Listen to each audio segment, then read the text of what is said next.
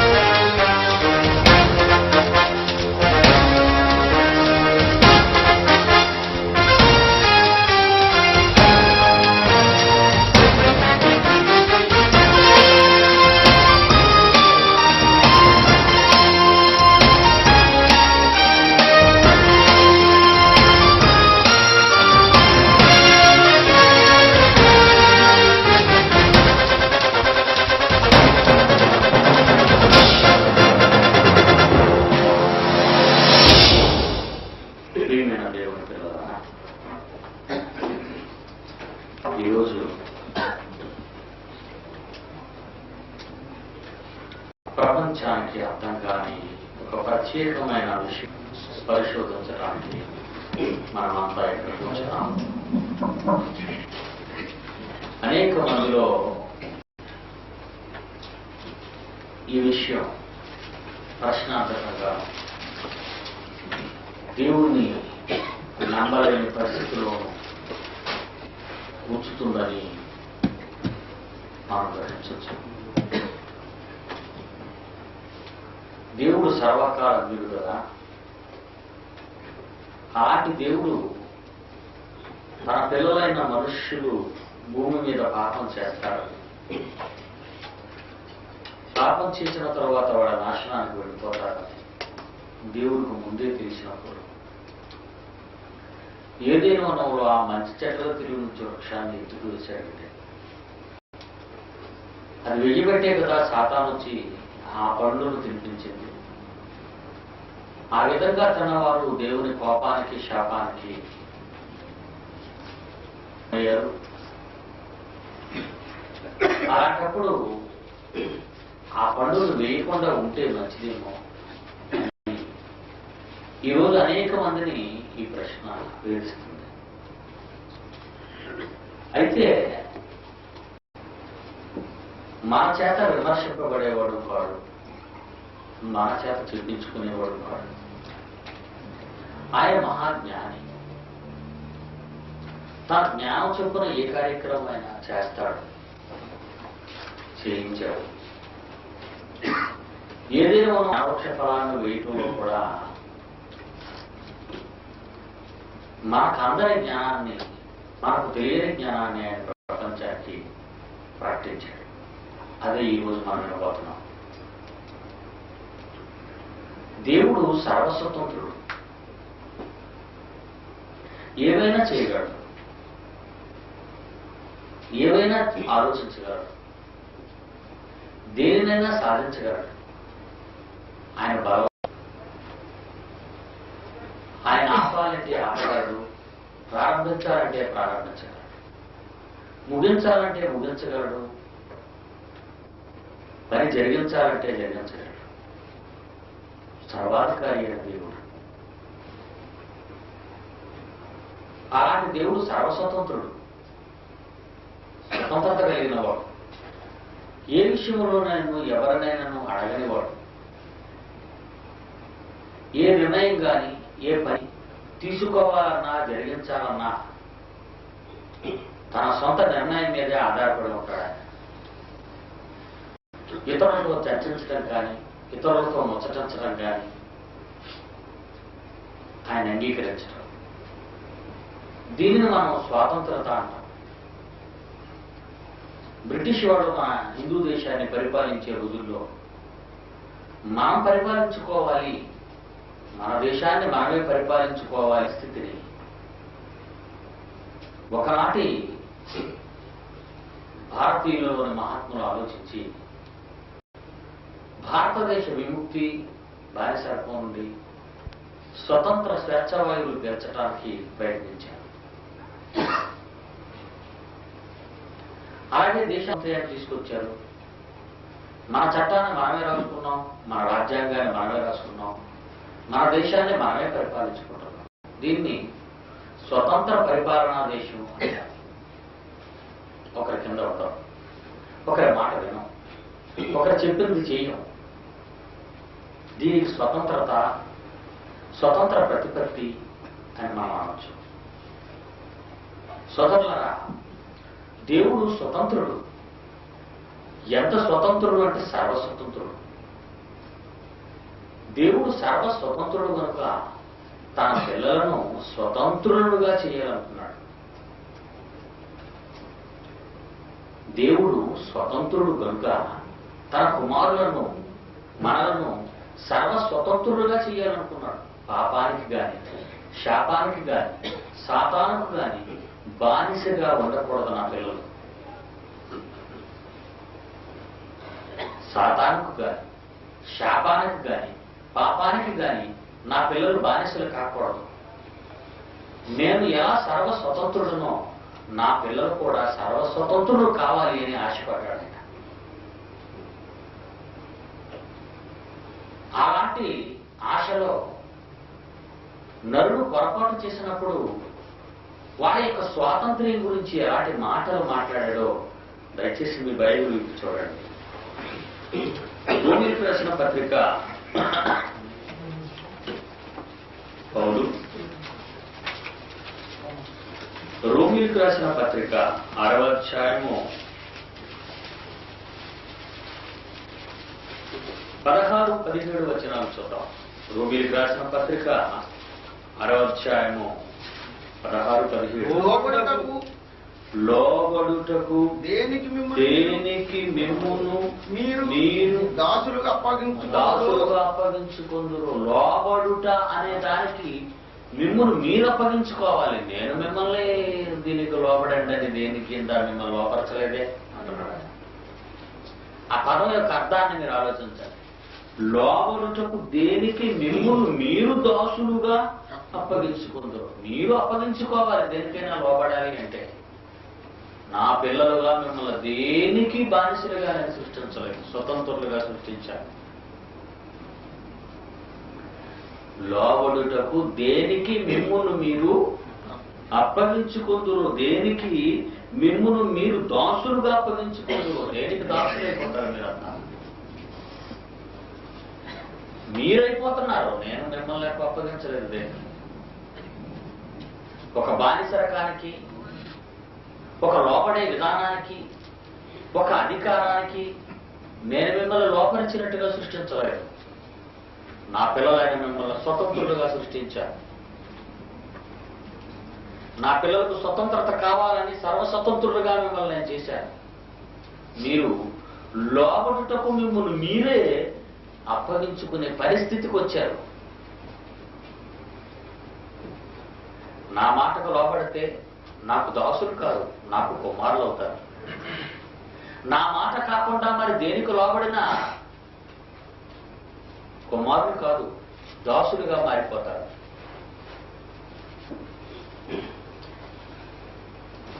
మార్కిజంలో చాలా మంది ప్రశ్నిస్తూ ఉంటారు,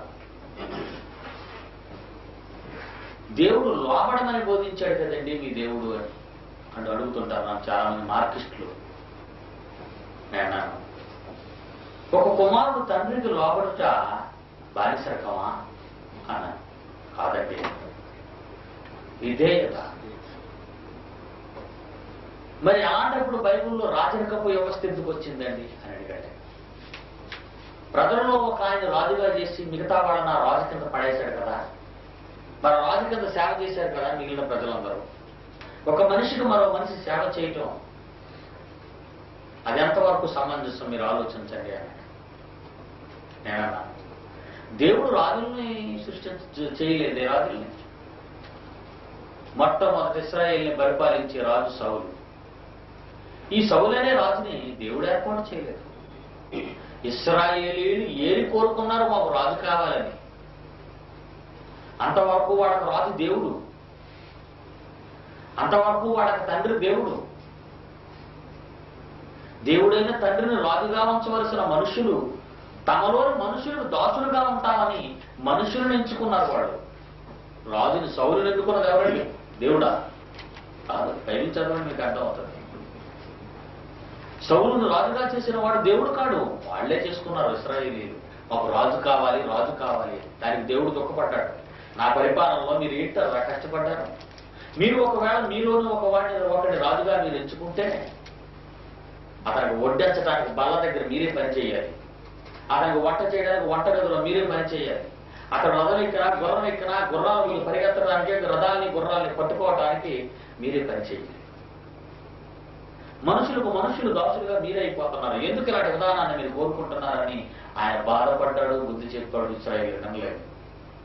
పాపం ఆయన కంగారు పడిపోయాడు. ఆయన అయితే ఇది దేవుడు రాజులుగా చేయలేదన్నాడు. లేదు, మీరు చదివింది తప్పు. బైబిల్లో మీరు అపార్థం చేసుకున్నారు. బైబిల్ని మనుషులు రాజులుగా కోరుకున్నారు. మనుషులు రాజులు కావాలని కోరుకున్నారు, కానీ దేవుడు రాజులుగా చేయలేదు. వాళ్ళు కోరుకున్న విధానాన్ని దేవుడు సమ్మతించాడు. పోనీలే, బాధపడ్డాడు అని ఎంతో వేదన చేశాడు. ప్రియులారా, దేవుడు మనల్ని సర్వస్వతంత్రులుగా చేశాడు, బానిసలుగా కాదు. అందుకే ఇక్కడ అంటున్నాడు, మీరు లోబడాలి. లోబడటకు దేనికి మిమ్మల్ని మీరు దాసులుగా అప్పగించుకుందరు?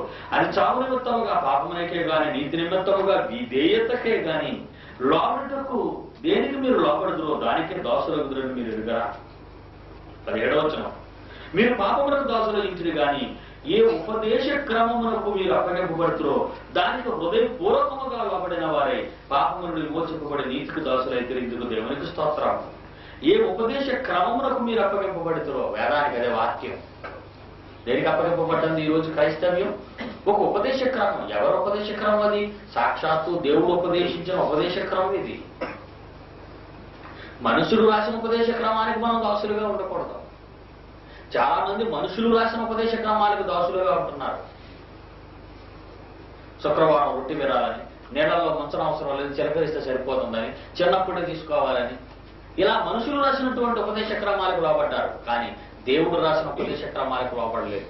మనుషులు రాసిన ఉపదేశ క్రమానికి లోబడితే బానిసలుగా మారతారు. దేవుడు రాసిన ఉపదేశ క్రమానికి లోబడితే కుమారులుగా గుర్తించబడతారు. కనుక దేవుడు మనల్ని స్వతంత్రులుగా చేశాడు. మనం లోబడే విధానాన్ని అలవాటు చేసుకున్నాం. గలతీయులు 5వ అధ్యాయం 1వ వచనం. గలతీయులకు రాసిన పత్రిక ఈ స్వాతంత్ర్యము అనుగ్రహించి 5వ అధ్యాయము 1వ వచనము 2వ వచనం. ఈ స్వాతంత్ర్యం అనుగ్రహించి క్రీస్తు మనలను స్వతంత్రులుగా చేసి ఉన్నాడు. కాబట్టి సరే, మనం స్వతంత్రులము. దేనికి లోపడవలసిన అవసరం లేదు. మానవ కల్పిత జ్ఞానానికో మానవుడు ఆలోచించే విధానానికో మనం లోపడకూడదు. మనం స్వతంత్రులము. దేనికి లోపడతాం? ఉపదేశ క్రమానికి లోపడతాం. ఏ ఉపదేశ క్రమానికి లోపడతాం? దేవుని ఉపదేశ క్రమానికి లోపడతాం. దేవుని ఉపదేశ క్రమం ఏది? దేవుని వాక్యం. మనుషులు కల్పించిన ఉపదేశ క్రమానికి మనం లోపడకూడదు. అందుకంటున్నాడు ఆయన, ఈ స్వాతంత్ర్యం అనుగ్రహించి క్రీస్తు మనలను స్వతంత్రులుగా చేసి ఉన్నాడు. కాబట్టి మీరు స్థిరముగా నిలిచి మరలా దాస్యమును కాడి క్రింద చిక్కుకొనకుడి. మీరు దాస్యము ఈ కాడి క్రిందకు మరలా వెళ్ళకండి. దేవుడు మిమ్మల్ని స్వతంత్రులుగా చేశాడు. 13వ వచనం. సహోదరులారా, అందులోనే 13వ వచనం, సహోదరులారా మీరు స్వతంత్రులుగా ఉండటకు పిలువబడుతురి. మీరు స్వతంత్రులుగా ఉండడానికి దేవుడు మిమ్మల్ని పిలిచాడు. ఆ స్వాతంత్ర్యమును శారీర క్రియలకు హేతువు చేసుకొనక అన్నాడు అక్కడ. ప్రేమ కలిగిన వారే ఒకరికొకరు దాసులైండుడి అన్నాడు. ప్రేమలో ఒకరికొకరు దాసులుగా ఉండండి. అధికారం కింద దాసులు కారు మీరు. ఒక అధికారం కింద దాసులుగా ఉండవలసిన వారు కారు మీరు. అయితే మీ స్వాతంత్ర్యాన్ని శారీర క్రియలకు హేతువు చేసుకోకూడదు.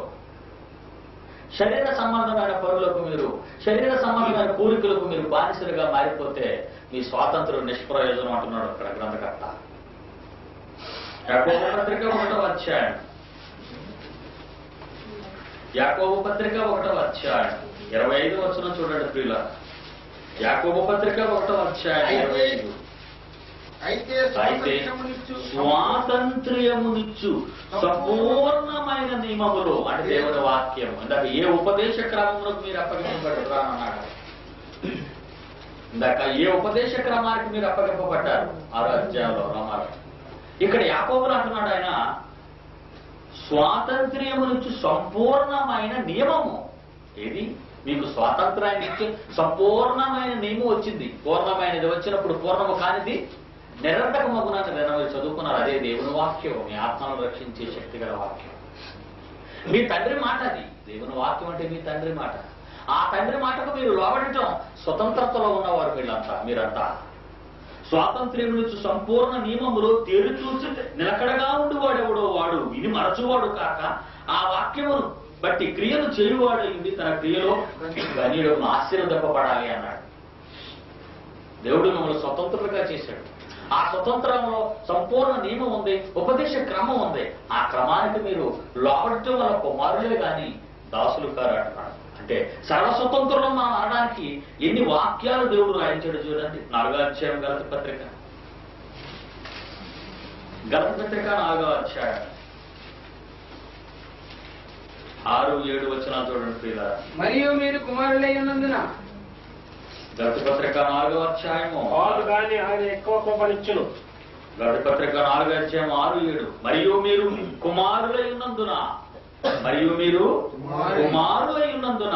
నాయన తండ్రి అని మర్రపెట్టు తన కుమారుని ఆత్మను దేవుడు మన హృదయంలోనికి పంపెను. మీకు గుర్తుందా? ఎవరా కుమారుని ఆత్మ? ఎవరండి? మనం నేర్చుకున్నారు కదా కుమారుని ఆత్మ. ఎవరా కుమారుని ఆత్మ? పరిశుద్ధాత్మ. మర్చిపోకండి. పరిశుద్ధాత్మను ఎవరైనా నేర్చుకున్నారు మీరు? కుమారుడు. చూడ ఎంత ఖచ్చితంగా ఉందో. తన కుమారుని ఆత్మను దేవుడు మన హృదయంలోనికి పంపను. ఎందుకు పంపాడు? మీరు కుమారులై ఉన్నందున 7వ వచనం. కాబట్టి నీవు దాసుడవు కావు. కాదు కుమారుడువే. కుమారుడు అయితే దేవుని ద్వారా వారసుడవు మహాపట్టణానికి, మహాలోకానికి అని ఎవరు అనుకుంటున్నారు? మనం సామాన్యులం కాదు. మనం సర్వకాల సర్వజ్ఞుడైన దేవుడు, సర్వాధికారి, సర్వస్వతంత్రుడైన మహాదేవునికి కన్నబిడ్డలం మనమంతా స్వతంత్ర జీవులు. మనం పాపానికి కానీ శాపానికి కానీ బానిసలుగా, కట్టు బానిసలుగా మిగలవలసిన వాళ్ళం కాదు. మనమంతా దేవుని పిల్లలు. అంత మంచి మాట. మీరు కుమారులై ఉన్నందున నాయనా తండ్రి మొరపెట్టు తన కుమారుని ఆత్మను దేవుడు మన హృదయంలోనికి పంపారు. కాబట్టి నీవు దాసుడవు కావు, కుమారుడువే. కుమారుడు అయితే దేవుని ద్వారా వారసుడవు. అంత సర్వ ఆస్తికి పరలోక పట్టణంలో ఉన్న మహా ఆ స్వాస్థ్యానికి ఎవరు వారసులు? మనమే అంటున్నాడు ఆయన. యోహాను సువార్త 8వ అధ్యాయం చూడండి ప్రియులారా. యోహాను సువార్త 8వ అధ్యాయం. యేసుక్రీస్తు వారు ఏమంటున్నారో చూడండి 34వ వచనం నుంచి. యోహాను సువార్త 8వ అధ్యాయం 34 నుంచి. అందుకు యేసు పాపము చేస్తే నీ శరీర క్రియలను హేతువు చేసుకుని దాసుడుగానే ఉండాలి అనుకుంటే పాపము చేయి ప్రతివాడు పాపమునకు దాసుడని మీతో నిశ్చయంగా చెప్పుచున్నాను. దాసుడు ఎల్లప్పుడూ ఇంటిలో నివాసము చేయుడు, కుమారుడు ఎల్లప్పుడూ నివాసము చేయును. పరలోక పట్ల ఉండవలసిన వాళ్ళు ఎవరు? దాసులు కాదు, కుమారులు. కుమారుడు మిమ్మల్ని చేసిన యెడల మీరు నిజముగా స్వతంత్రులైందురు అంటున్నాడు ఆయన. యేసుక్రీస్తు మిమ్మల్ని స్వతంత్రులుగా చేశాడు. మనం స్వతంత్రులం. దేవుడు మనం స్వతంత్రులుగా చేశాడు అంటున్నాడు. ఇంత గొప్ప మాట. ఎదుర్కొచ్చాడు. దేవుడు మనం స్వతంత్రులుగా చేసి అన్నాడు అంటున్నాడు. పర్లేదు, ఎదురున్నాయి కమా ఇక్కడికి వచ్చాడు. దేవుడు మనల్ని స్వతంత్రులుగా చేశాడు. కనుక ఆ స్వాతంత్ర్యాన్ని బట్టి మనం సర్వకాల సర్వజ్ఞుడైన సర్వస్వతంత్రుడైన దేవుడికి సాక్షాత్తు పిల్లలంగా, స్వతంత్రులంగా మనం పిలవబడుతున్నాం ఈరోజు. దేనికి? దాసులం కాదు. ఇన్ని వాక్యాలు బట్టి మీరు ఒకటి అర్థం చేసుకోండి. మానవుడు ఎవరు? దేవుని కుమారుడు. దేవుని కుమారుని ఎలా దేవుడు కలుగు చేశాడు? సర్వస్వం కలుగు చేశాడు. ఇప్పుడు ఇన్ని వాక్యాలు ఎందుకు చెప్పానంటే మిమ్మల్ని నేను ఈ ఏదైనా వనంలోకి తీసుకెళ్ళబోతున్నాను కనుక. ఆదామును దేవుడు సర్వస్వతంత్రుడుగా చేశాడు. సర్వస్వతంత్రుడుగా, బానిసగా కాదు. బానిసగా సృష్టించలేదు ఆయన, స్వతంత్రుడుగా చేశాడు. స్వతంత్రుడికి స్వతంత్రపు అధికారాలు ఇచ్చాడు. ఆదికాండం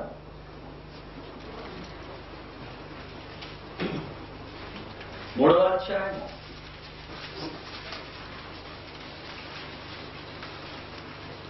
ఆదికాండం 3వ అధ్యాయం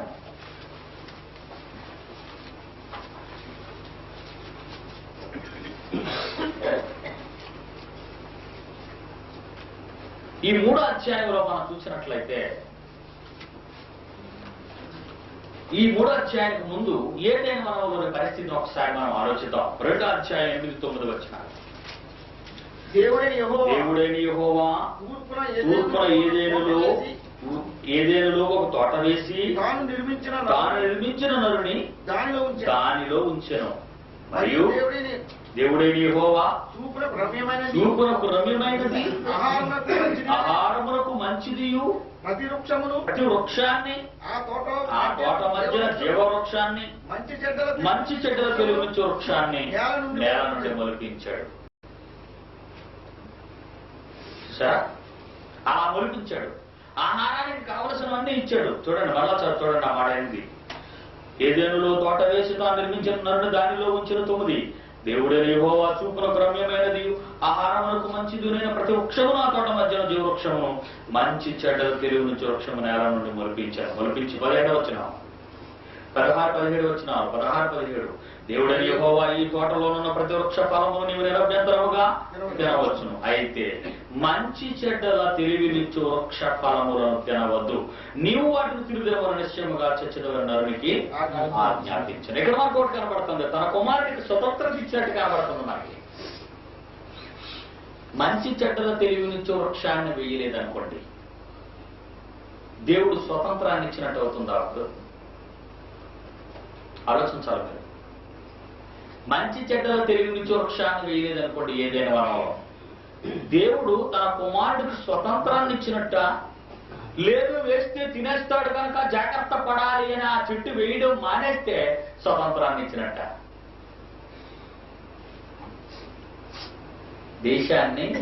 దేశానికి బ్రిటిషులు స్వతంత్రాన్ని ఇచ్చారు.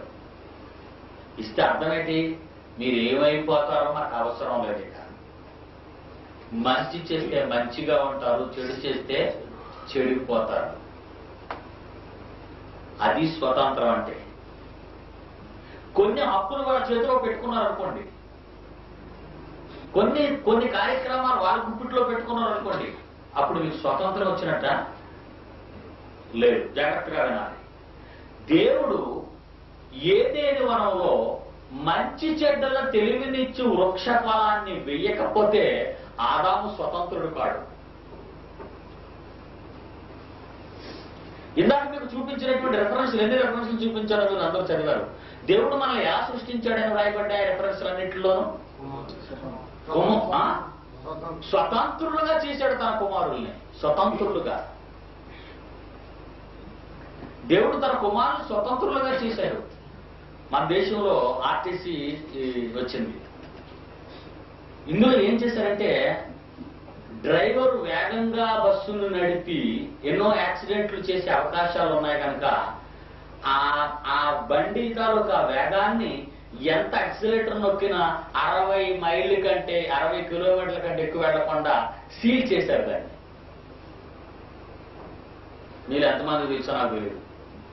మీరు ఎంత నొక్కండి, యాక్సిలేటర్ ఎంత నొక్కండి, దాని స్పీడోమీటర్ అనేది 120-200 ఉండొచ్చు, కానీ ఇది ఎంత నొక్కిన అడుక్కు వెళ్ళిపోద్ది, కానీ అది మాత్రం 60 కిలోమీటర్ల కంటే ఎక్కువ వెళ్తాం. అప్పుడు డ్రైవర్కి స్వతంత్రం ఇచ్చినట్ట?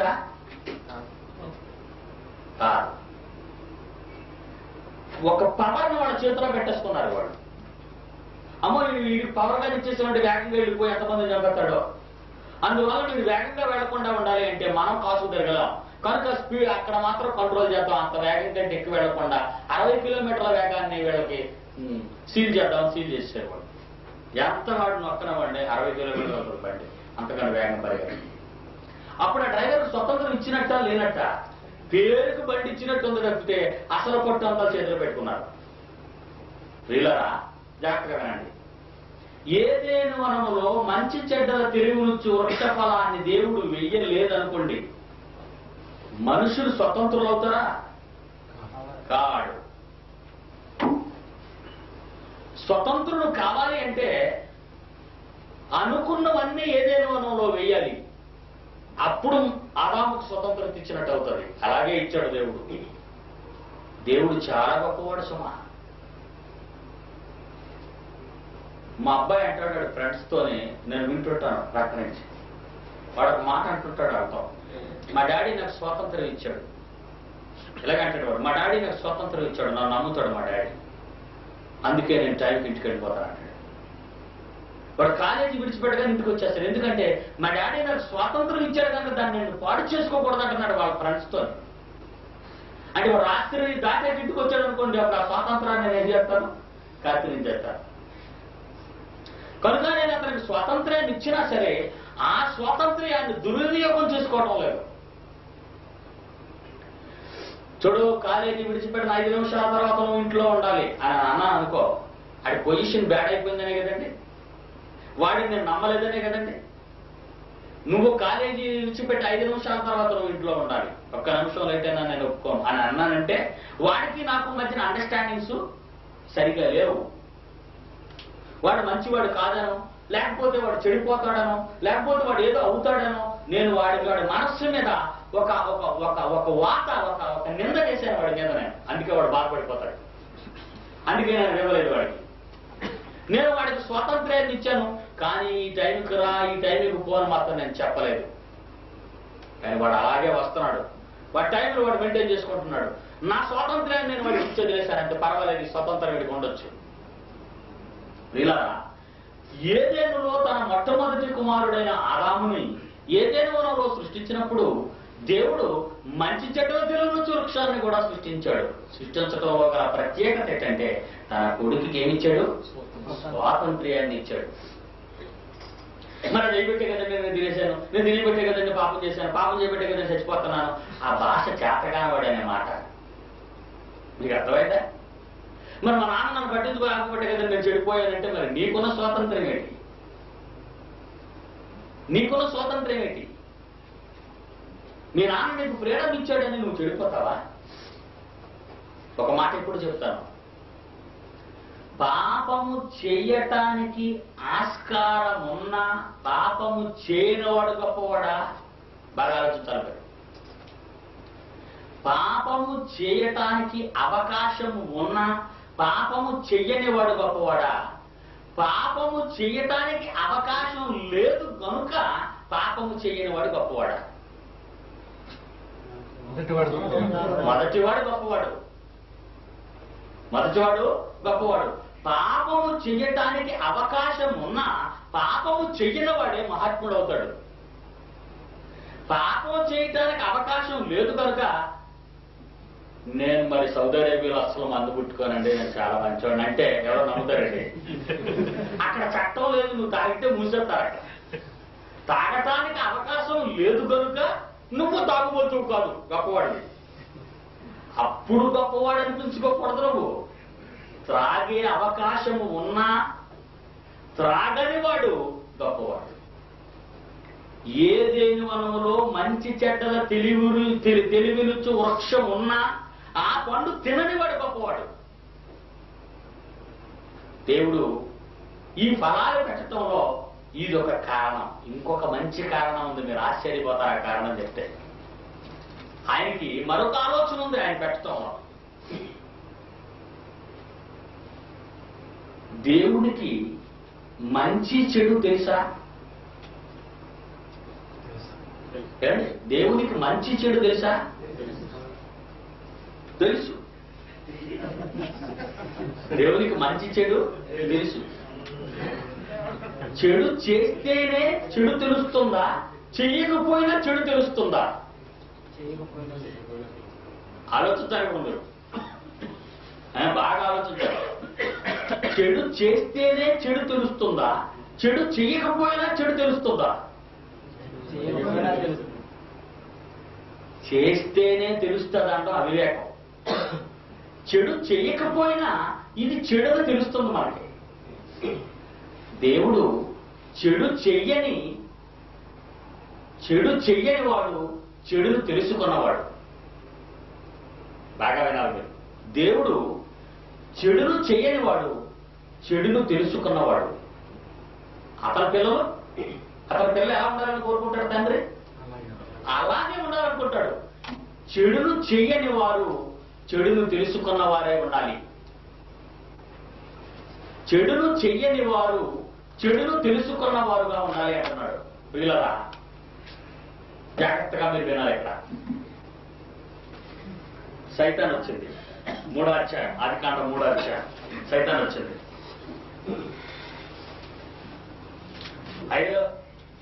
3వ అధ్యాయం 5వ వచనం. ఎలయనగా మీరు వాటిని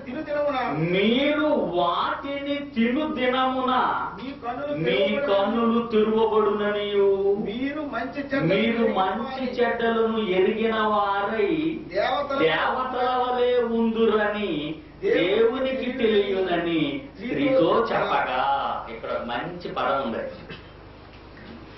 సైతాన్ అయితే సైతానే కానండి, ఇక్కడ మాత్రం నిజం చెప్పిందండి. ఇది చూసాను. చాలా జాగ్రత్తగా కాదు. సైతాన్ అయితే అయింది అది, కానీ ఇక్కడ మాత్రం నిజం చెప్పింది. దీని నిజంలో 2 నాలుకలు కనబడతాయి మనకి ఇక్కడ. ఒకటి పచ్చి నిజం, ఒకటి పచ్చి అబద్ధం. ఒకటి పచ్చి నిజం, ఒకటి పచ్చి అబద్ధం కనబడుతుంది మనకి ఇక్కడ. మళ్ళా చదవండి అన్నమాట. ఏలయనగా మీరు వాటిని తిను దినమున. చూసారా? తిను దినమున మీ కన్నులు తెరువబడి మీరు మంచి చెడ్డలను ఎరిగిన వారి దేవతల వలె ఉందురని దేవునికి తెలియను అంది. మంచి చెడ్డలు తెలుసుకోవాలి అంటే మీరు తినాలి అని పెట్టిందంటే పేట. చేస్తే తెలుస్తాయి అని పెట్టింది ఇక్కడ. మీకు చేస్తేనే తెలుస్తాయి అంతే. ఈ పండు తిను దినము నిశ్చయముగా చతురు అని దీనికి ముందే చెప్పాడు. మీకు తెలుసా? దీనికి ముందే చెప్పాడు. ఈ పండు తినదనం అని మీరు నిశ్చయముగా చతురు అంటే రాబోయే చెడు చెప్పాడా లేదా ఆయన? తినకముందు. తిన్న తర్వాత చచ్చాక తెలుస్తున్నట్టుంది ఇది. ఓకే, తిన్న తర్వాత చచ్చాక తెలుస్తున్నట్టుంది. దేవుడు అన్నాడు, చావక ముందే నీకు తెలుపుకోరాడు ఆయన. నువ్వు స్వతంత్రవి కనుక చావక ముందే నీతో చెప్పాడు. నీ స్వాతంత్ర్యాన్ని నువ్వు ఎలా దుర్వినియోగం చేసుకుంటావో, ఎలా ఉపయోగించుకుంటావో అని. ఒక్కటి నిజం చెప్పింది, మీరు ఎలా అయిపోతారో. మంచి చెడ్డలు తెలియటం వలన దేవతలుగా దేవుళ్ళుగా మీరు మారతారు. దేవుడికి ఏం తెలుసు? మంచి చెడు తెలుసు. తెలిసి చేసి తెలుసుకున్నాడా దేవుడు? చేసి తెలుసుకున్నాడా దేవుడు? చేసి తెలుసుకున్నాడా చెడు? ఆలోచించాలి మీరు. మంచి చెడు దేవుడు చెడు అనే దాని గురించి మనం ఆలోచిస్తే చేసి తెలుసుకున్నాడా, చెయ్యకుండా తెలుసుకున్నాడా? చెయ్యకుండా తెలుసుకున్నాడు. మర్చిపోకండి. చెయ్యకుండా దేవుడు తెలుసుకున్నాడు కనుక దేవుని కుమారుడు అయిన నీవు చెయ్యకుండా తెలుసుకోవాలి. చెయ్యకుండా తెలుసుకోవాలి. చేసి తెలుసుకున్నావు అనుకో, చేసి తెలిసిన దేవుడు అంతటి వాడవు నువ్వు కాలేవు. చేసి తెలుసుకున్నావు అనుకో, పాపాన్ని చెడును చేసి తెలుసుకున్నావు అనుకో, దేవుడు అంతటి వాడవి కావు. కానీ దేవునికి ఉన్న జ్ఞానం మాత్రం నీకు వస్తాడు. చూద్దాం, కష్టమైంది అది. 3వ అధ్యాయం 22వ వచనంలో పండు తిన్న తర్వాత దేవుడు తన కుమారులైనటువంటి వారితో ఏమంటున్నాడు చూడండి. ఆదాము చేసిన పాపం గురించి ఒక మాట అనేశాడు దేవుడని యెహోవా, ఇదిగో మంచి చెడ్డలను ఎరుగునట్లు ఆదాము మనలో ఒకని వంటి వాడాయను అన్నాడు. సరే, ఆదాము ఎవరిలా అయిపోయాడు? దేవుళ్ళు అయిపోయాడు. మరలాంటి ఎవరిలా? దేవుళ్ళ అయిపోయాడు. ఏ విషయంలో దేవుళ్ళ అయిపోయాడు? మంచి చెడ్డలు తెలుసుకోవటంలో దేవుడు అంతటి వాడయ్యాడు. మంచి చెడు గురించి చేయటం వలన, చెడు చేయటం వలన దెయ్యం అంతటి వాడైపోయాడు. దేవుడు చెడుని చెయ్యకుండా తెలుసుకున్నాడు, నరుడు చెడుని చేసి తెలుసుకున్నాడు. అది తేడా జరిగింది అక్కడ. ఏదైనా నరుడు చేసి తెలుసుకున్నాడు, దేవుడు చెయ్యకుండా తెలుసుకున్నాడు. చేసి తెలుసుకున్నా, చెయ్యక తెలుసుకున్నా, తెలుసుకున్నాడు కనుక దేవుళ్ళో కలిశాడు. దేవుడు అంతటి వాడు అయ్యాడు. అర్థమైంది? కష్టంగా ఉంది. నరుడు తెలిసి చేసిన నరుడు పాపాన్ని చేసి తెలుసుకున్నాడు, చెడుని చేసి తెలుసుకున్నాడు. ఆదాము తప్పు చేశాడు, తెలుసుకున్నాడు. దేవుడు చెయ్యకుండా తెలుసుకున్నాడు. ఆదాము చేసి తెలుసుకున్నాడు చెడుని, దేవుడు చెయ్యకుండా తెలుసుకున్నాడు. తెలిసి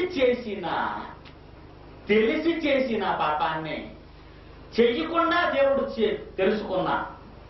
ఆదాము చేసి చెడుని తెలుసుకున్నాడు, దేవుడు చెయ్యకుండా తెలుసుకున్నాడు.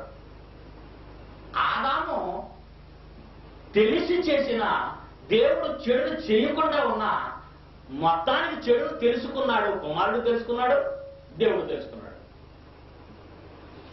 చెడుని దేవుడు చెయ్యకుండా తెలుసుకున్నాడు, ఆదాము చేసి తెలుసుకున్నాడు. ఇద్దరు తెలుసుకున్నారు కనుక దేవుడు తెలుసుకున్నది ఆదాము తెలుసుకున్నాడు. చెడు గురించి దేవుడు తెలుసుకున్నాడు, చెడుని చెయ్యలేదు.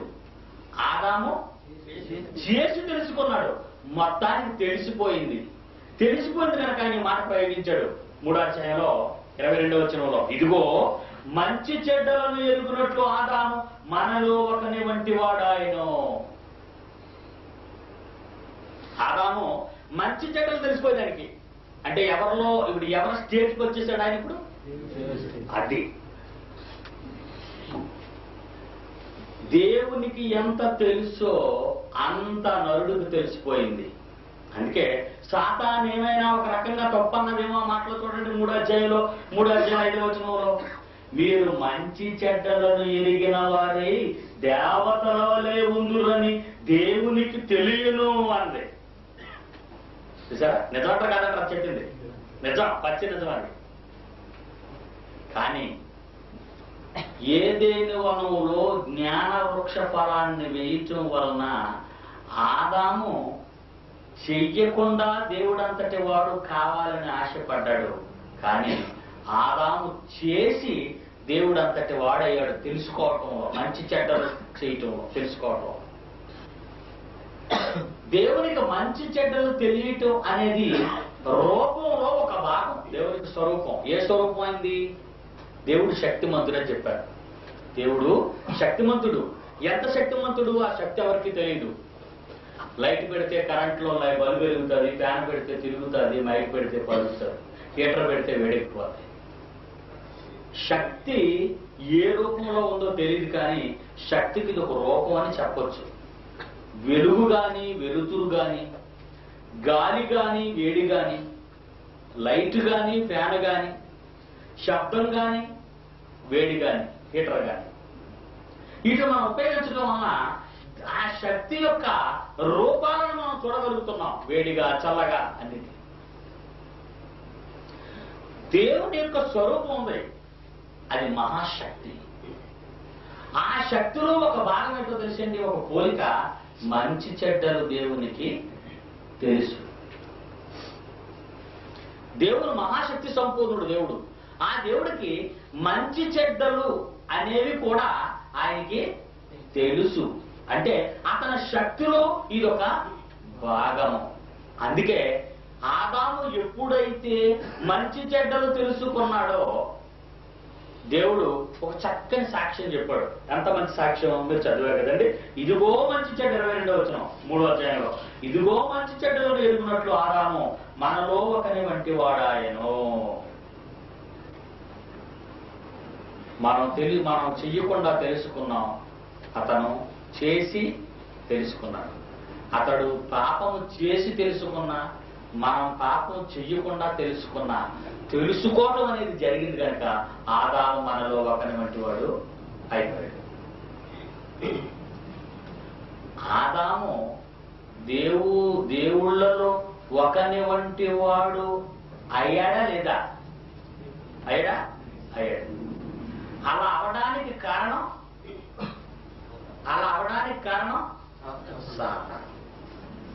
సాతానైనా ఎలా చేయగలిగింది? ఆయన చేత చేయించింది. మంచి చెడ్డల వృక్ష ఫలాన్ని వెయ్యబట్టే సాతాను పాత్ర ఉంది. ఆ చెట్టు అక్కడ లేదనుకోండి, దేన్ని తినేమని వచ్చి చెప్తుంది ఇంకది? మీరు ఆలోచించారా? మంచి చెడ్డల తెలివినిచ్చు వృక్ష ఫలాన్ని దేవుడు వేసి ఇది తినొద్దు అన్నాడు గనుక తినమని చెప్పింది. ఇది చెట్టు లేకపోతే సైతాన్ లేదు. చెట్టు లేకపోతే సైతాన్ లేదు. చెట్టు ఉండబట్టే సైతాన్ వచ్చింది. మరలా పైనుంచి కిందకు వస్తాను. చెట్టు ఉండబట్టే సైతాన్ వచ్చింది. చెట్టు ఉండబట్టే సైతాన్ వచ్చింది. చెట్టు దేవుడు వెయ్యబట్టే సైతాన్ వచ్చింది. చెట్టు దేవుడు వెయ్యబట్టే మానవుడు దేవుడితో సమానయ్యాడు. ఎందుకేసాడప్పుడు మీకు అర్థమైందా? తన కుమారుడు తనకున్నంత అవగాహన, తన శక్తిలోని స్వరూపాన్ని, ఒక భాగాన్ని కలిగి ఉండాలని దేవుడు వేశాడు దాన్ని. కానీ వాడు కొంచెం ట్రాక్ మళ్ళొచ్చాడు, ఇటు తప్పు మార్గానికి వెళ్ళొచ్చాడు. కానీ దేవుడు దాన్ని కోరలేదు. చెడుని చెయ్యకుండా తెలుసుకోమన్నాడే తప్ప చెడుని చేసి తెలుసుకోమని చెప్పలేదు. మంచివాడు చెప్తాను. మంచివాడు అని మీరు అంటారండి ఎవరినైనా? మంచివాడు అని ఎందుకు అంటున్నావు అతన్ని? చెడ్డవాడు ఎలా ఉంటాడో తెలుసు కనుక. అవునంటారా కాదంటారా? చెడ్డవాడే లేడనుకోండి, మంచివాడికి అర్థం ఏంటి?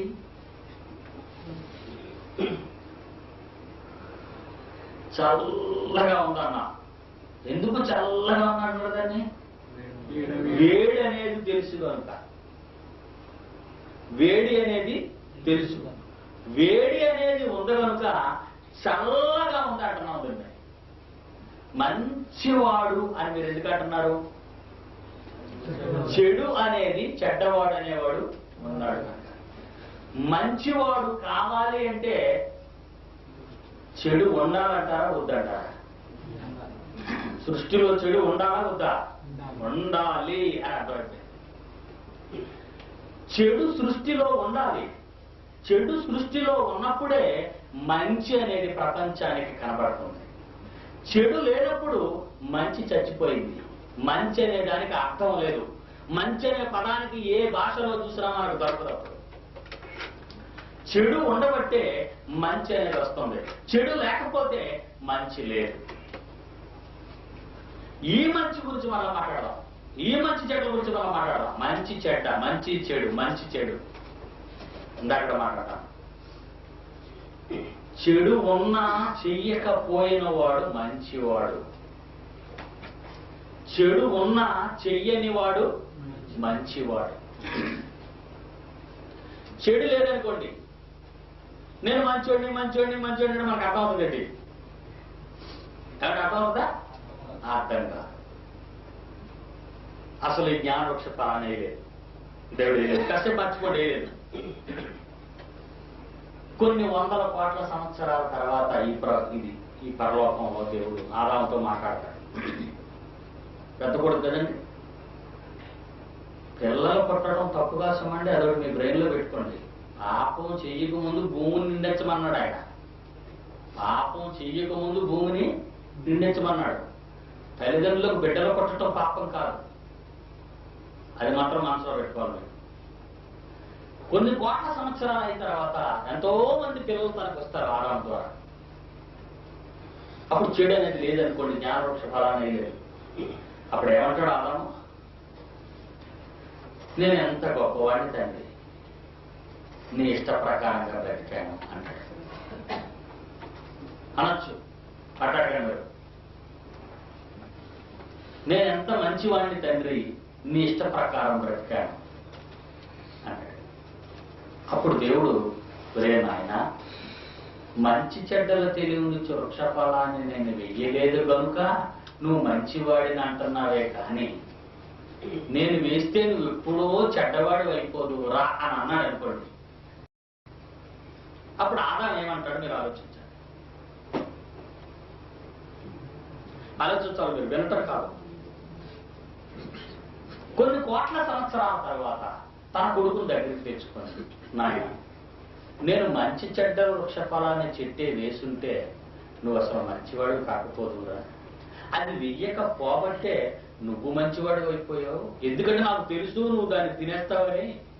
శాపం వచ్చి నిన్ను మాయ చేసి నీ చేత తినిపించి నువ్వు నన్ను కాదంటావని, నా మాటకు అవిధేయుడు అవుతావని నేను శపించేయడం, ఇన్ని గొడవలు జరుగుండ్రా. నాకు భవిష్యత్ అంతా తెలుసు కదా. నువ్వు ఇలా అయిపోతావని నేను దాన్ని చేయలేదు. ఇప్పుడు నేను గొప్ప మంచోడు నువ్వు చెప్పుకుంటున్నావు. అదే వేసుంటే నువ్వు మంచోడివే కాకపోదు అని అన్నాడు అనుకోండి దేవుడు. అప్పుడు ఆదాం ఏమంటాడు? మీరేమంటారు చెప్పండి. ఆదాం స్థానంలో ఉంది. ఆదామంటాడు, నువ్వు చెట్టు వేయాల్సింది అప్పుడు తెలుస్తుంది. రైట్, మీరు ఆ చెట్టు వేయవలసింది డాడీ. నన్ను ఇప్పుడు సంకెత్తున్నారు మీరు ఇక్కడ. మీరు ఆ చెట్టే వేసుంటే నా ప్రతాపం ఏంటి చూపించద్దును అంటాడు. అంతేకాదు చేయి దాటిపోయింది. ఇది మనసులో పెట్టుకోండి. మీకు ఒక మంచి విషయాన్ని చూపిస్తాను. 3వ అధ్యాయం, ఈ ఆదికాండం 3వ అధ్యాయంలో పండు తినేశాడు. దేవుడు వచ్చాడు. 12వ వచనం, 11వ వచనం, 12వ వచనం. అందుకు ఆదాము, నువ్వెందుకు పండు తిన్నావు అని అడిగితే ఏమంటున్నాడండి? నాతో ఉండుటకు నీవు నాకిచ్చిన ఈ స్త్రీయే ఆ వృక్ష ఫలములను కొని నాకియగా నేను తింటిన. నేను ఏమన్నాడండి? ఏమన్నాడు? నాతో ఉండుటకు నీవు నాకిచ్చిన ఈ స్త్రీ ఆ పండుగ బట్టి నేను తిన్నాను, లేకపోతే నేను తిన్నాను. అంతే దాని అర్థం. మీరు ఆలోచించండి. ఏంటైనా శబ్దం అది. Don't disturb.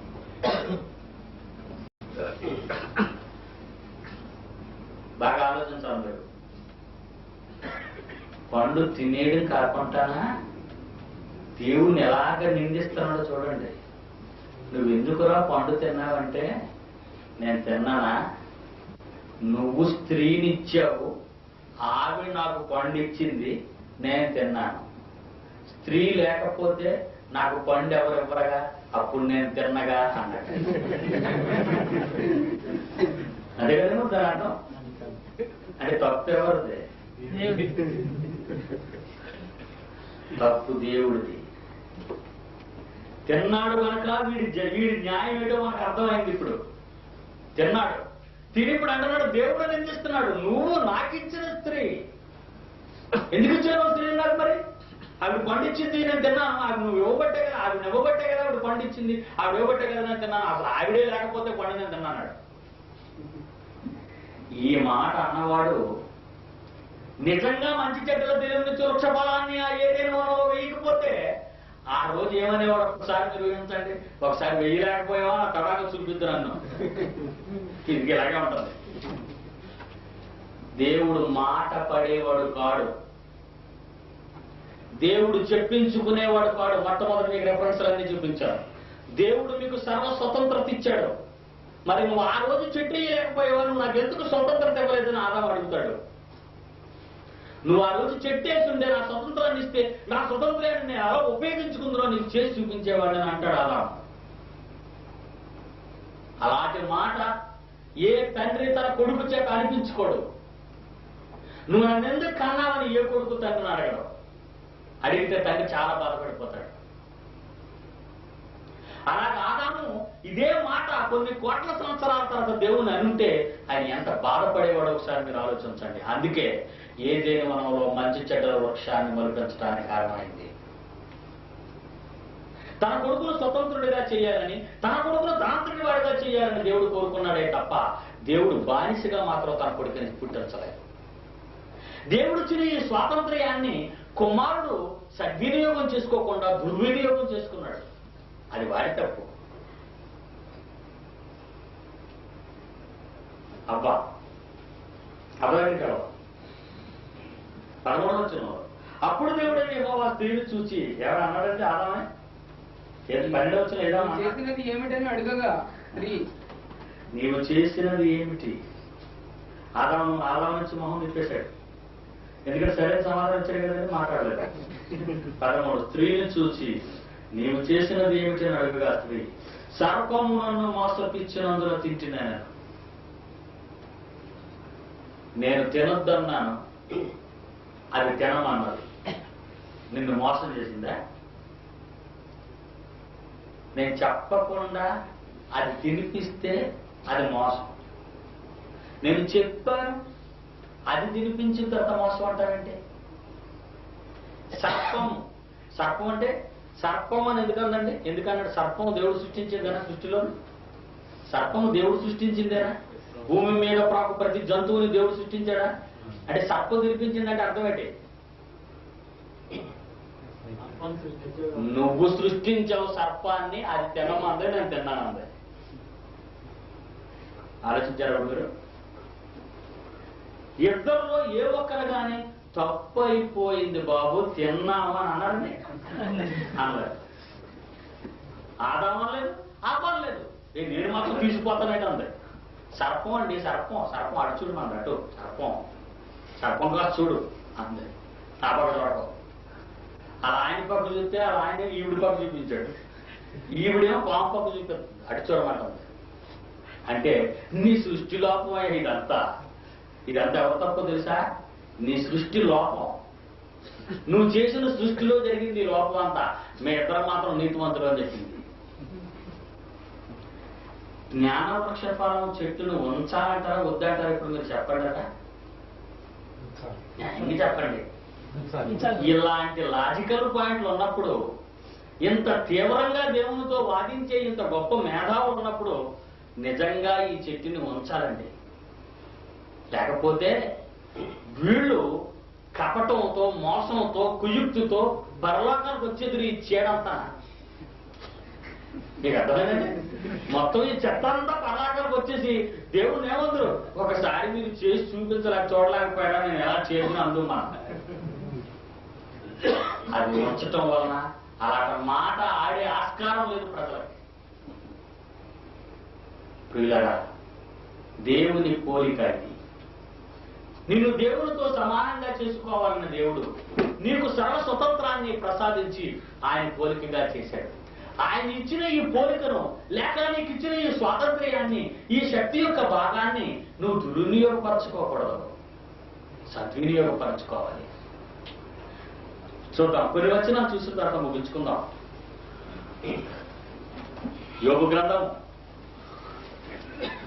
1వ అధ్యాయము. యోబు గ్రంథం 1వ అధ్యాయం.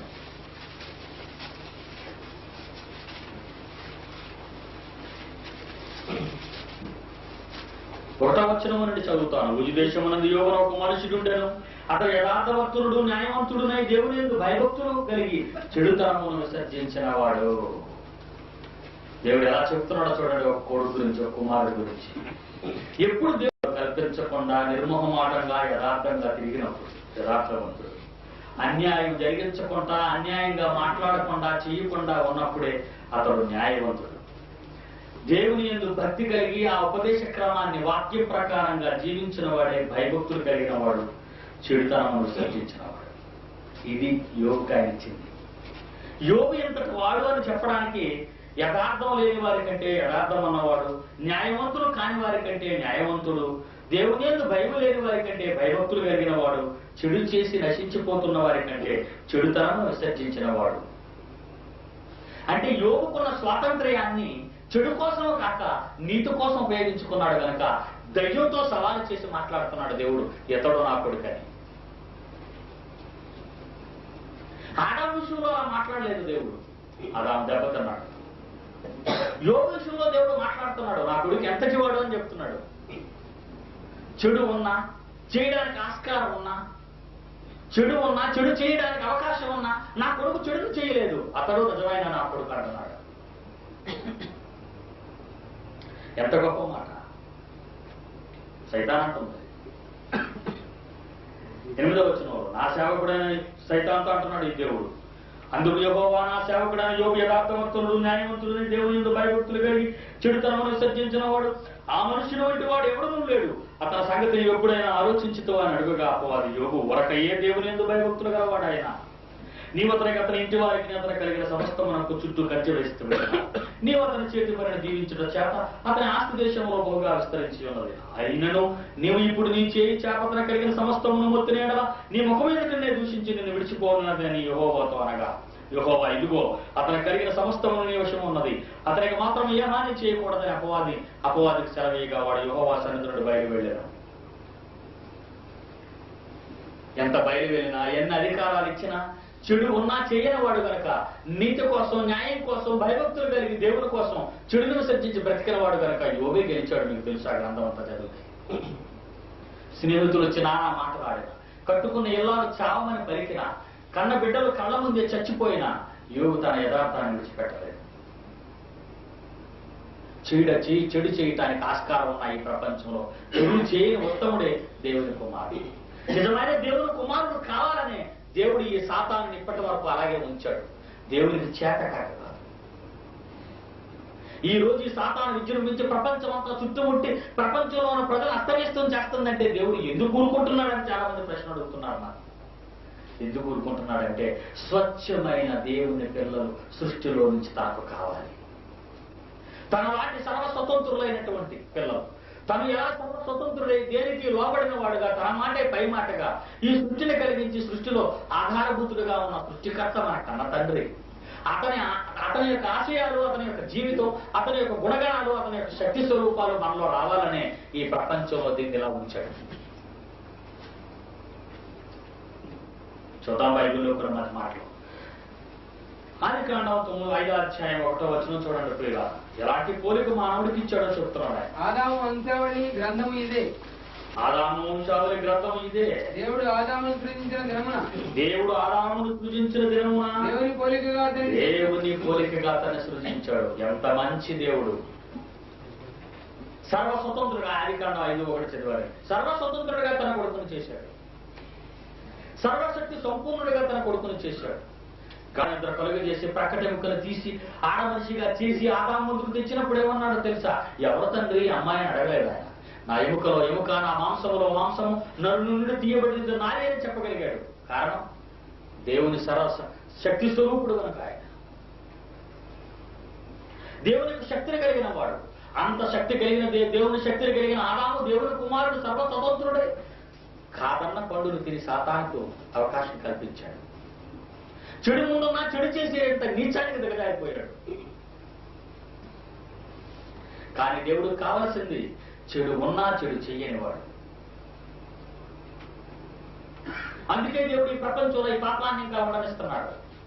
అందుకే నీ కళ్ళ ముందు ఈ ప్రపంచంలో ఇన్ని ఘోరాలు, ఇన్ని నేరాలు జరుగుతున్నాయి. ఎన్ని ఘోరాలు, ఎన్ని నేరాలు, ఎంత భయంకరంగా ఈ లోకం ఉన్నా సరే నీవు దేవుని కోసం బ్రతకాలి.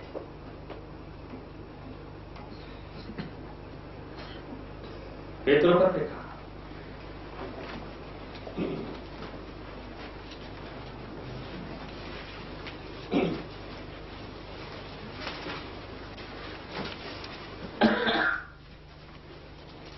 2వ అధ్యాయం 2వ పేతురు 2వ అధ్యాయం 8వ వచనం నుండి లోతు గురించి మాట్లాడుతున్నాడు. 7వ వచనం నుండి దుర్మార్గుల కామాలి కారయుక్తమైన నడవడి చేత బహు బాధపడిన నీతిమంతులకు లోతును రక్తి తప్పించారు. ఆ నీతిమంతుడు వారి మధ్య కాపురం ఉండి, ఆ నీతిమంతుడు వారి మధ్య కాపురం ఉండి తాను చూచిన వాటిని బట్టి వినిన వాటిని బట్టి వారి అక్రమమైన క్రియల విషయంలో దినదినము నీతిగల తన మనస్సును నొప్పించుకొచ్చు వచ్చను.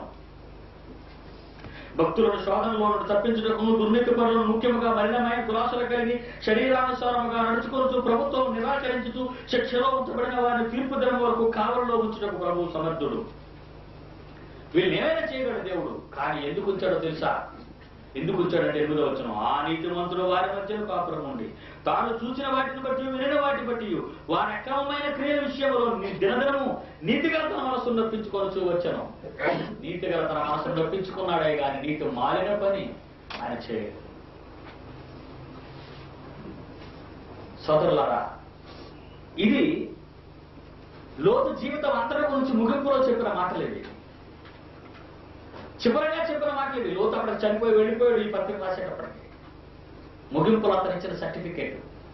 పాపం ఉన్నప్పుడు ఆ పాపంలో ఉన్న నీవు పాపం లేనివాడుగా ఉండాలి. అదే దేవుడు నీకు ఇచ్చిన స్వతంత్రం. సముద్రం అంతా ఉప్పే అదంట. సముద్రం అంతా ఉప్పు. ఉప్పులో పుట్టి ఉప్పులో పెరిగి ఉప్పులో చస్తున్న చేపలా ఉంటుంది. ఉప్పుగా ఉంటుందా చెప్పండి? చప్పగా తీపిగా ఉంటుంది. కారణం అది ఉప్పులో పుట్టినా ఉప్పులో పెరిగినా ఉప్పులో ఉన్న ఆహారం అది భుజిస్తున్నా అది ఉప్పుగా మారదు. దాన్ని తెచ్చి నువ్వు చంపి ఎండబెట్టి ఉప్పులో ఊరబెడితే కానీ దానికి ఉప్పు అంటదు. అలా ఉండాలి నా పిల్లలు, దేవుని పిల్లలు. ఈ పాప మలినమైన ఈ ప్రపంచంలో నీవు సర్వస్వతంత్రుడిగా ఉన్నా నీ స్వాతంత్ర్యాన్ని తప్పు చేయడానికి ఉపయోగించుకోకుండా నీటికి నిలబడి ఈ ప్రపంచంలో నిలబడినప్పుడే నువ్వు మహాత్ముడు అవుతావు, స్వతంత్రుడు అవుతావు, దేవుని కుమారుడు అవుతావు. అలాంటి కుమారుడు కావాలని దేవుడు కోరుకున్నాడు. అందుకే అలాంటి రూపాన్ని దేవుడు ప్రసాదించాడు. 9:6 చూడ ఆదికాండం 9:6 చూడండి. నరుని రక్తమును చిందించు వాని రక్తము నరుని వలననే చిందింపబడింది. దేవుడు తన స్వరూపమందు నరుని చేశాను. ఎంత గొప్పవాడు దేవుడు. కొలస్సీలకు రాసిన పత్రిక, మొదటి కొరింథీయులకు రాసిన పత్రిక 11:7 చూడ ప్రియుల. తన కుమారుడు గురించి అతను ఎలాంటి మాటలు మాట్లాడుతున్నాడు. మొదటి కొరింథీయులకు రాసిన పత్రిక తీయమండి సార్. మొదటి కొరింథీయులకు రాసిన పత్రిక 11:7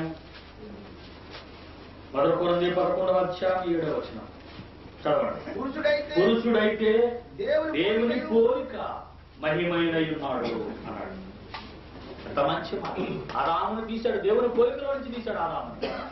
సర్వశక్తి సంపూర్ణుడిగా చేశాడు ఆదాముని. ఎఫెసీయులకు రాసిన పత్రిక 4:24 చూడ ప్రియుల. ఎఫెసీయులకు రాసిన పత్రిక 4:24 శరీరం ఒక్కటే ఆత్మయు ఒక్కటే. 4:24 నీతియు యథార్థమైన భక్తి గలవారై దేవుని పోలికగా సృష్టింపబడిన నవీన స్వభావాన్ని ధరించుకోవాలి. మీ చిత్తవృత్తి అందు, మీ హృదయంలో, మీ జీవితంలో, మీ బ్రతుకులో స్వతంత్రాన్ని ఇచ్చిన దేవునికి మీ చిత్తవృత్తి అందు నూతనపరచబడాలి. నీతియు యథార్థమైన భక్తియు గలవారే దేవుని పోలికగా సృష్టింపబడిన మీరు నవీన స్వభావం కలిగిన వారుగా ఉండాలి అని ఆయన కోరుకుంటున్నాడు. ఎంత మంచి పోలిక దేవుడు.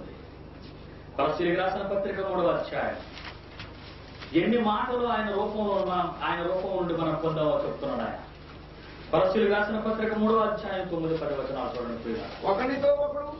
ఒకనితో ఒకడు అబద్ధమాడకండి. ఎలయనగా ప్రాచీన స్వభావమును దాని క్రియలతో కూడా మీరు పరీక్షించి జ్ఞానము కొరకు నిమిత్తము దానిని సృష్టించిన వాని పోలిక చొప్పున నూతన పరచబడుతున్న నవీన స్వభావమును ధరించుకుని ఉన్నారు.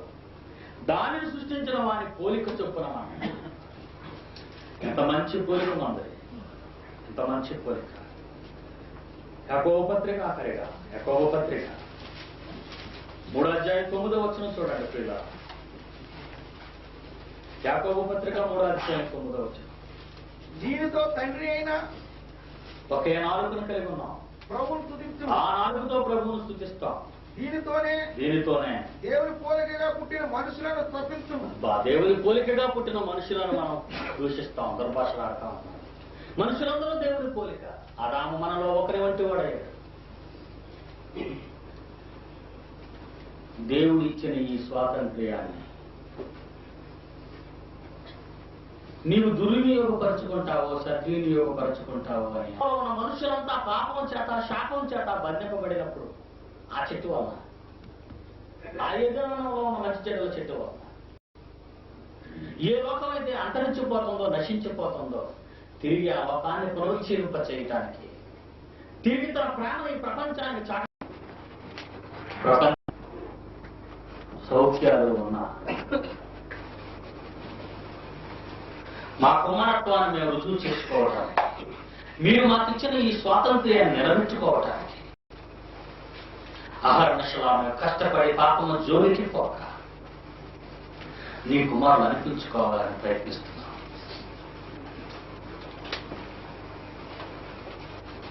లోకంలో ఎంత పాపం ఉన్నా దాన్ని కాదని నిలదొక్కున్న యోగు లాంటి వాళ్ళని కావాలని ఆశపడుతున్నాం. దేవా, మీ కార్యములు ఎంత గంభీరము, మీ జ్ఞానం ఎంత గొప్పది. లోకంలో ఉన్న ప్రతి ఒక్కరూ మీ జ్ఞానాన్ని, మీ ప్రేమను, మీ అనురాగాన్ని, మీ వాత్సల్యతను అర్థం చేసుకోవాలని మీరు కోరుకుంటూ ఒక మంచి ఉపదేశ కార్యక్రమం ఆక్రమించారు. జ్ఞానయుక్తమైన ఉపదేశ కార్యక్రమంలో మేము నిమగ్నమై మా బ్రతుకులను నాశనం చేసుకోకుండా నిత్యత్వాన్ని నడిపించే దారిలో మమ్మల్ని నడిపించాలని వేడుకుంటున్నాం. క్రీస్తు యేసు పేరట ఈ ప్రార్థన అడుగుతున్నాం తండ్రి. జయశాలి కలంగళం నుండి వెలువడిన ప్రపంచ మానవ శాస్త్రాలను తలక్రిందులు చేసే అద్భుత ప్రసంగ ఆడియో, వీడియో సీడీలు మరియు డీవీడీల వరకు మమ్మల్ని సంప్రదించగలరు. మా చిరునామా Bible open university India international, Akkayyapalem, Visakhapatnam, Andhra Pradesh, India. మా ఫోన్ నంబర్స్ 0891274575, 2720027, 2597799. మా వెబ్సైట్ www.bibleverdict.org మరియు మా ఇమెయిల్ vouindia@ed.net.